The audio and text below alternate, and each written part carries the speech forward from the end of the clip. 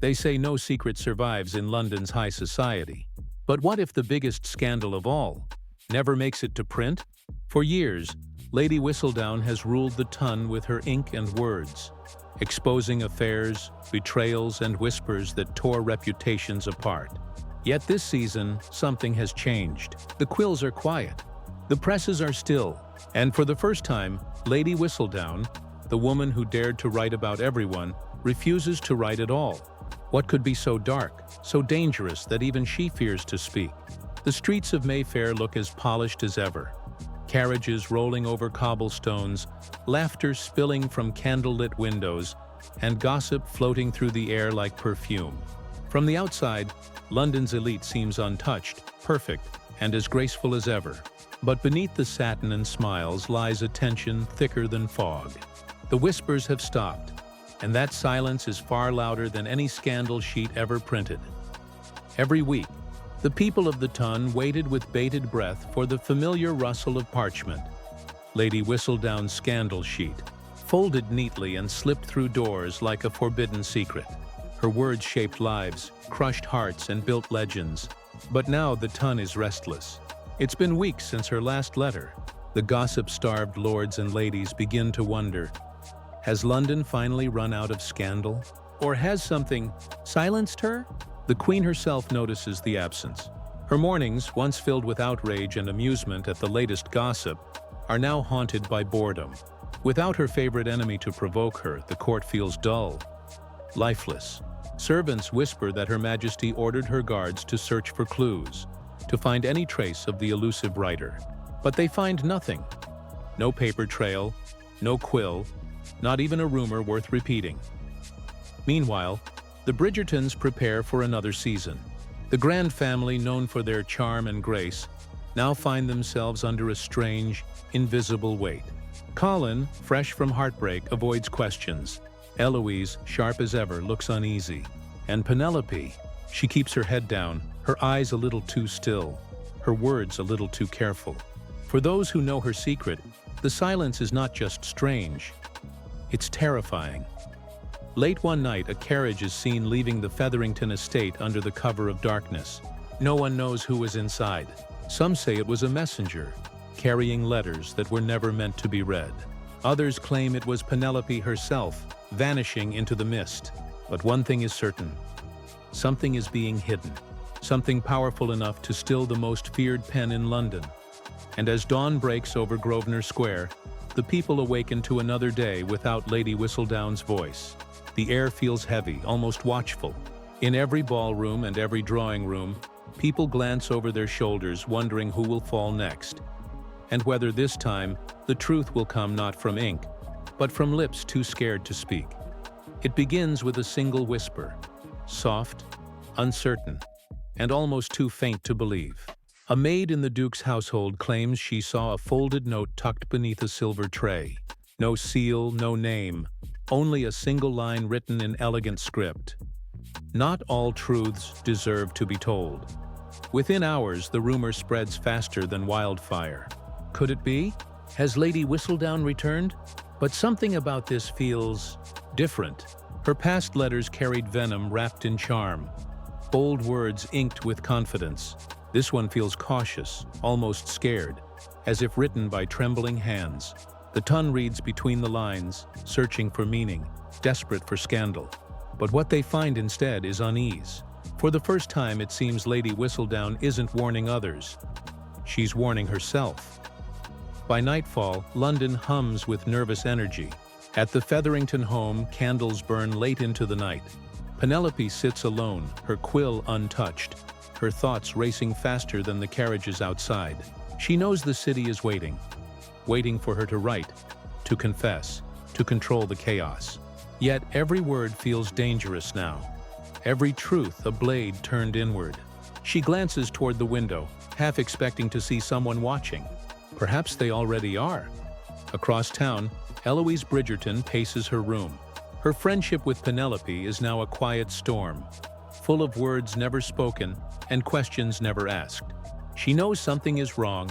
Penelope's silence is not just guilt, it's fear, the kind that comes from knowing a secret too large to bury. and too deadly to reveal. In the palace, the queen senses the shift too. She orders her ladies-in-waiting to pay attention to every whisper, every unguarded look. She can feel the power vacuum Lady Whistledown's silence has created, and she intends to fill it. The absence of gossip is dangerous, she muses, because it leaves space for something worse. Truth. Soon, the whispers evolve into patterns. Unmarked letters appear on ballroom staircases, inside bouquets, beneath teacups. Each one holds a different message. Vague, cryptic, unsettling. Together they tell a story, but not one of love or betrayal. No, this story feels darker. Each line hints at something that could shatter reputations, topple titles, even destroy families. And though the Tun pretends to dismiss it all as nonsense, fear starts to spread. Quiet and unseen. Doors are locked earlier. Conversations pause when footsteps echo nearby. And in the midst of it all, one question lingers, whispered from one trembling mouth to another. If Lady Whistledown isn't writing these letters, then who is? Because someone out there knows the truth. And they're not writing for fame. They're writing for revenge. The scandal doesn't return with a scream. It returns with a whisper that cuts deeper than any cry ever could. One fog-covered morning, a new pamphlet appears on the marble steps of Hastings Hall. No signature, no crest, but the tone, sharp, elegant, dangerous, feels hauntingly familiar. For a moment, London gasps. Could Lady Whistledown have returned? But then the Queen reads the first line aloud, and the room falls into stunned silence. Even the purest hearts hide the darkest desires. These words are colder, crueler. There is no wit, no charm, only venom. And this time, the ink bleeds black. Whoever wrote this isn't interested in gossip or mischief. They want destruction. Within hours, copies of the letter appear across London. In carriages, slipped under doors, even pinned to a ballroom mirror during a masquerade. The handwriting is flawless, identical to Whistledown's, but something feels wrong. It's as if someone has stolen her voice, twisted it, and turned it into a weapon. At Bridgerton House, the family gathers around the latest paper. Anthony reads in silence, his jaw tightening with every line. The letter accuses a nobleman of betraying his own blood. A secret affair, a hidden child, a scandal that could ruin a lineage. The accusation doesn't name names, but the clues are cruelly close to home. Violet Bridgerton looks pale. Colin shifts uncomfortably. It feels personal, too personal. Across town, Penelope's hands shake as she reads the same words. Her heart pounds. Someone is using her pen, her voice, against the very people she swore to protect. She knows how carefully she built Lady Whistledown's power. The mystery, the balance between truth and mischief. But this isn't her doing. These letters don't whisper. They wound. Eloise, ever the detective, begins her own quiet investigation. She visits printing shops in secret, examines ink stains on fingers, studies paper textures. But every trail goes cold. Whoever the imposter is, they are clever, perhaps even more cunning than Whistledown herself. They know where to hide, how to write, and most dangerously, who to hurt. As days pass, the Tun begins to crumble. Friendships break, marriages strain. Every noble looks over their shoulder, wondering whose secret will bleed next. And though no one dares to admit it, a terrifying thought spreads like poison through every ballroom and tea room. What if the imposter isn't an outsider at all? What if the enemy is already among them, smiling, dancing, sipping champagne, while writing their ruin by candlelight? Because this time, the scandal isn't just written in ink, it's written in betrayal. The nights in London grow longer, colder, and far too quiet. It's as if the city itself is holding its breath, waiting for the next blow. Every noble home feels haunted now, not by ghosts, but by guilt. Behind every closed door, secrets stir like restless spirits. And somewhere in the darkness, a hand dips a quill into ink that isn't just black. It's red. The imposter's letters grow bolder. One appears at dawn, nailed to the gates of the Queen's palace. Another flutters down from a balcony during a grand ball, scattering like cursed petals. The writer knows exactly where to strike. Not the poor, not the powerless, but the proud. Their words slice through silk and title, through name and honor.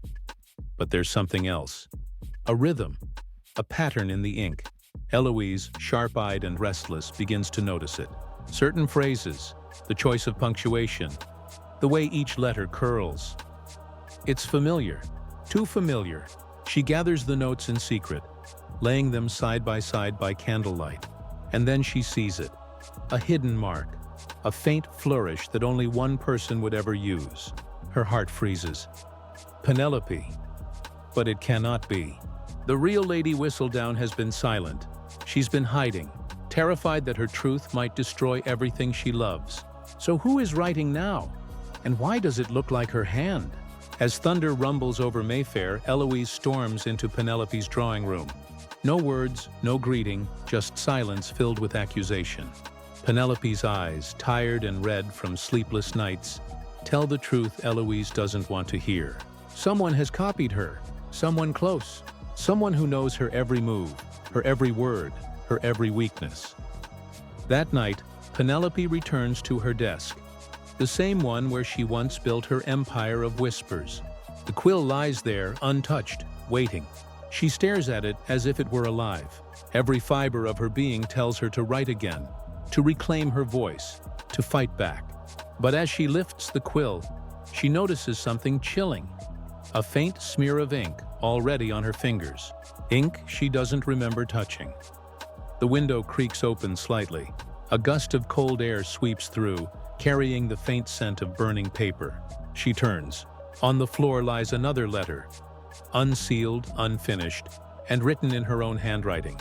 Only one line is visible. If you tell them the truth, I will tell them yours. Penelope's heart stops. Somewhere out there, her shadow is writing faster than she can think. Someone knows not only her secret, but her soul. And in a city built on whispers, it's no longer about who writes the truth, but who controls it. When power feels threatened, silence becomes a weapon. And in all of London, no one understands that better than Queen Charlotte. The morning begins with thunder rolling across the palace gardens. Not from the sky, but from within the walls. The queen stands before her mirror draped in gold, eyes sharper than the crown she wears. In her hand lies the latest letter, delivered not through the servants, but placed on her breakfast tray. No seal, no signature, only a sentence that makes even the queen's blood run cold. Your Majesty rules a kingdom of lies. She reads it again, slowly. Then, she smiles, the kind of smile that means war. Within hours, the palace transforms into a nest of movement. Footmen rush through corridors, messengers gallop through the rain, and the queen's spies, her so-called whisper collectors, are summoned to her private chambers. Her orders are simple: find the impostor, expose them, silence them. But in her heart, Queen Charlotte knows this isn't just about reputation. This new writer isn't challenging society. They're challenging her throne. Every cruel word in those letters chips away at the power she's built, brick by jeweled brick. For years, she tolerated Lady Whistledown's gossip as a game. Irritating, yes, but harmless. This, however, feels like rebellion. Rumors spread that the queen is keeping a secret of her own, that perhaps the impostor's letters strike too close to something buried long ago, something even royal ink cannot erase. Meanwhile, the ton trembles. Invitations to balls are quietly withdrawn. Gentlemen vanish from social circles overnight. The Bridgertons, once adored, now feel the icy edge of suspicion. Anthony avoids the queen's eye, fearing her wrath may find its way home. Violet clings to hope, while Colin watches Penelope with silent doubt he cannot name. Late one evening, a carriage arrives at the palace. Inside sits a woman cloaked in black, her face hidden behind lace. She is escorted to the queen's study, where candlelight flickers against polished marble. The queen doesn't look up as the stranger curtsies. "You know who is writing them, don't you?" the queen says softly. The woman hesitates, then slides a folded parchment across the desk. "Not who, Your Majesty," she whispers. "What they want." The queen unfolds the letter. and her expression changes from fury to something far more dangerous. Realization. Because this scandal isn't about gossip anymore. It's about control, who wields it, who fears it, and who will burn London to the ground to keep it. And as the Queen gazes out at the storm breaking over the city, one thought flickers through her mind like lightning. If Lady Whistledown was the author of chaos, then this new writer is the architect of ruin. The Featherington home was always bright. Glittering fabrics, loud laughter, the scent of ambition clinging to every hallway. But now it smells of smoke and fear. Curtains are drawn tighter, servants whisper behind closed doors. And in the drawing room, the Featherington crest, proud and golden, feels like a cruel joke. It begins with another letter. This time it's personal. The paper is tinted with crimson wax, the handwriting cruelly familiar. It reads, "Every fortune in Mayfair was built on a secret, but some were built on sin. By evening, the ton is aflame. The impostor has revealed financial schemes, gambling debts, and scandals buried beneath silken gowns. At the center of it all, the Featheringtons." Lady Portia weeps behind her fan, insisting it's all lies. But every denial sounds like guilt. The family's reputation, once fragile, now crumbles in slow motion. For Penelope, it's more than shame. It's betrayal. Every word in those letters cuts through her like the sharp edge of her own quill. Because these are not random accusations, these are family secrets no outsider could ever know. The exact figures of her mother's debts, the truth about the lost dowries, even the name of the man who once promised to save them, and didn't. Someone close has been watching, listening, writing. In the market squares, people whisper that Lady Whistledown has turned on her own blood, that she's gone mad with power, seeking to cleanse her name through destruction. But those who know Penelope, or think they do, see something deeper in her eyes. Fear. A fear that grows darker with every passing day. Colin Bridgerton visits her one night, desperate for answers. The candlelight flickers between them, his voice low but trembling. "If it isn't you, Pen, then who is it?" She opens her mouth, but the words won't come. Because she doesn't know anymore. The line between her silence and the impostor's voice has blurred into one. Outside, the city turns against the Featheringtons. Invitations stop arriving. Debts are called in.